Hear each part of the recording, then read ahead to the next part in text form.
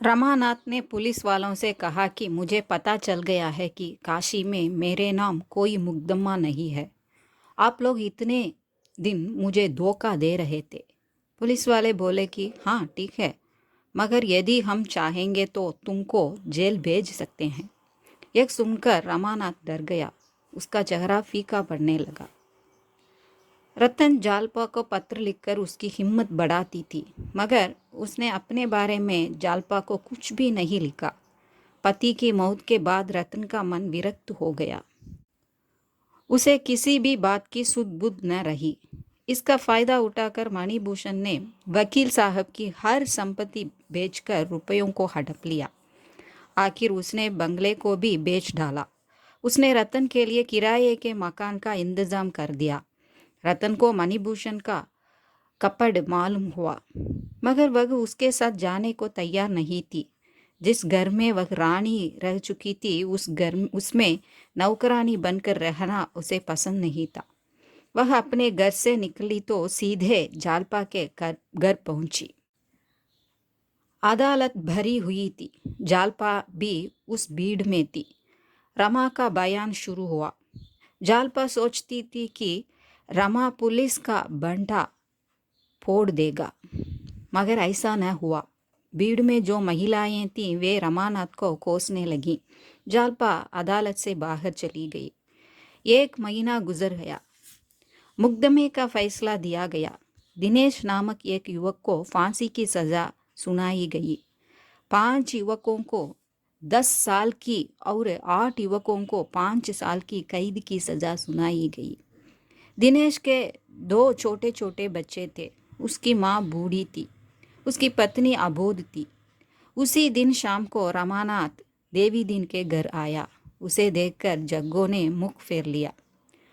रमा ने सोने की 4 चूड़ियां जग्गो को दी। जग्गो ने उन चूड़ियों को नहीं लिया।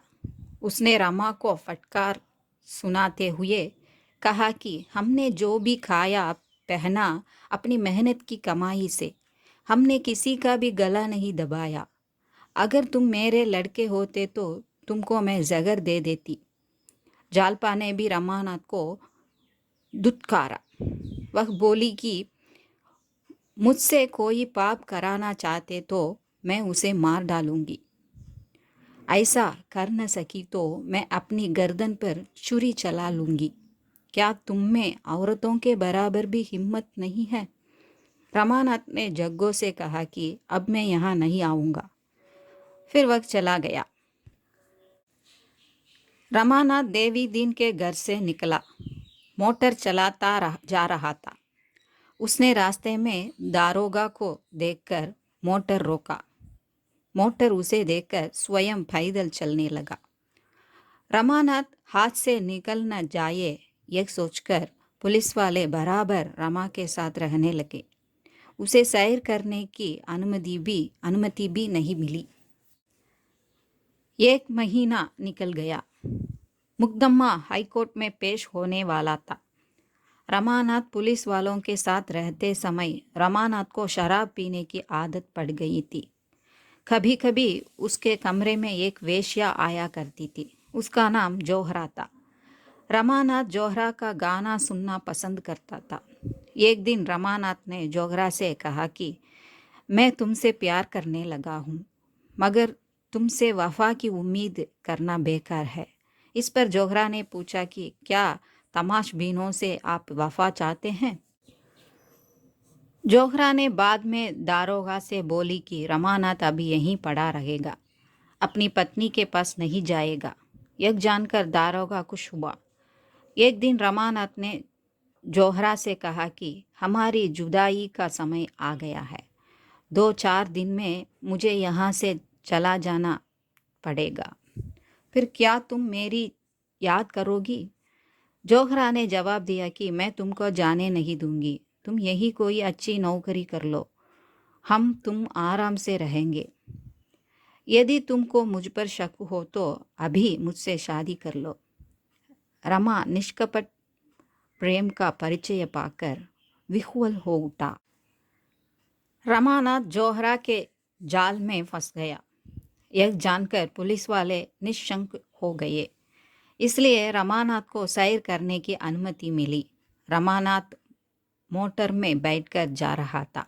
रास्ते में उसने जालपा को देखा। जालपा दुर्बल हो गई थी। उसमें न वह कांति थी, न वह लावण्य, न वह संचलता, न वह गर्व। रमानाथ लौटा। वह जालपा की इस हालत का कारण जानना चाहता था। उसी समय जोहरा वहां आई। जोहरा ने रमा से उसकी उदासी का कारण पूछा। रमा ने जालपा की दयनीय स्थिति का विवरण दिया। रमानाथ एक बार जालपा से मिलना चाहता था। जोहरा इसमें मदद करने को तैयार थी। इस संदर्भ में दारोग आकर जोहरा का हाथ पकड़ने लगा तो रमा ने उसे भगा दिया। वह बोला कि अब जोहरा मेरी है। जोहरा ने भी इसे कबूल किया। जोहरा रमानाथ को फंसाने आई, मगर वह खुद फंस गई। जोहरा 7 दिन बाद रमा से मिलने आई। उसके शरीर में कोई भी आभूषण नहीं था। वह सफ़ेद साड़ी पहनी थी। वह सरलता की मूर्ति लगने लगी। जोहरा ने रमानाथ से कहा कि तुमने जो काम दिया वह हो गया है। मैं जालपा से मिलकर आ रही हूँ। तुम्हारे कारण जिसको फांसी की सज़ा सुनाई गई है, उसी दिनेश के घर में जालपा रहती है। दिनेश की माँ बूढ़ी है, उसकी औरत अबोध है और उसके 2 बच्चे छोटे हैं। जालपा वहाँ रहकर उनकी सेवा करती है। रमानाथ ने पूरा विवरण पूछा तो जोहरा ने कहा कि मुझे देवी दीन के यहाँ दिनेश का पता मिला। मैं अपने को ब्रह्म समाज की लेडी कहकर जालपा से मिली। उससे ढेर सारे झूठ बोली। मैं उसके साथ रहकर सारी बातें स्वयं देख आई।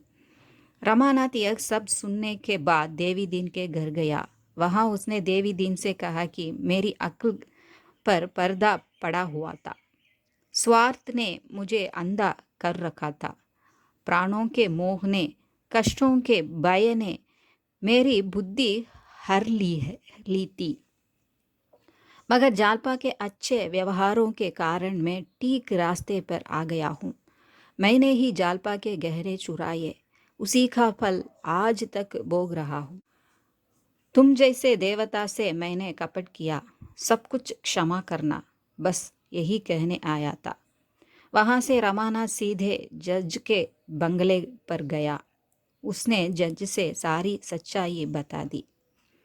रमानाथ वापस नहीं आया तो पुलिस वाले उसे खोजते हुए देवी दीन के घर पहुंच गए। वहां जोहरा को पाकर दारोगा को शक होने लगा कि वह उनके साथ मिल गई है। मुकदमा अदालत में फिर पेश होने वाला है। इसकी सारे शहर में चर्चा होने लगी। पुलिस वाले रात दिन रमानाथ की खोज में लगे रहते थे, लेकिन रमा का पता न लगा सके। ऐसी दशा में मुकदमा उठा लेने के सिवा और क्या किया जा सकता था। मुलजिमों को रिहा कर दिया गया। उनके स्वागत में आधा शहर जमा था। रमानाथ की झूठी गवाही देने के मामले को लेकर अदालत में मुकदमा पेश हुआ। रमा ने बयान दिया। इसके बाद देवी दीन, जालपा और जोहरा के बयान हुए। रमानाथ के वकील ने यह बात रखा कि पुलिस ने डराया तो रमानाथ ने झूठी गवाही दी, इसलिए वह निर्दोष है। जज साहब ने यह मानकर रमानाथ को रिहा कर दिया। देवी दीन और रमानाथ दोनों ने देहात में आश्रय ले लिया। देवी दीन ने जमीन खरीदी। वहाँ उसने बाग लगाया, खेती जमाई। जग्गो गाय भैंस संभालने लगी। गोपीनाथ भी वहीं था। दयानाथ रिटायर्ड हो चुके थे। वे देवी दीन के असिस्टेंट हो गए। रमानाथ को यह जीवन बहुत पसंद था। उसने वैद्य की किताबें पढ़ ली। वह छोटी मोटी बीमारियों की दवा देता था। 10-5 मरीज उससे चिकित्सा पाने के लिए आ जाते थे।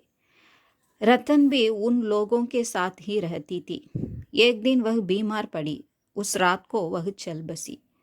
जोहरा रतन के साथ उसी के झोपड़े में रहती थी। रतन के मरने से जोहरा अकेली हो गई। जालपा बच्चे का पालन करती थी, सबके लिए भोजन बनाती थी, इसलिए जोहरा से बात करने को समय नहीं मिलता था। पर जब भी समय मिलता जालपा जोहरा के साथ बात करती और दोनों रतन की याद करके रोती थी। बादों का महीना था, पानी खूब बरसा।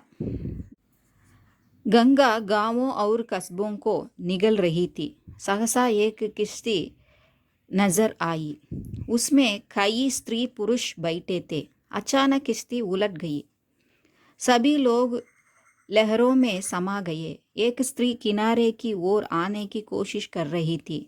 उस स्त्री की गोद में एक बच्चा भी था। जोहरा, जालपा और रमा तीनों खड़े थे। तीनों उस स्त्री और उसके बच्चों को बचाने के लिए निकले थे। जोहरा नदी में कूद पड़ी, मगर लहरों में डूबकर मर गई। रमानाथ और जालपा दोनों अक्सर नदी के किनारे जा बैठते और उस जगह को ताकते रहते जहां जोहरा डूबी थी। वे आशा करते थे कि जोहरा लौट आएगी, मगर वह आशा भी शोक के अंधकार में खो गई।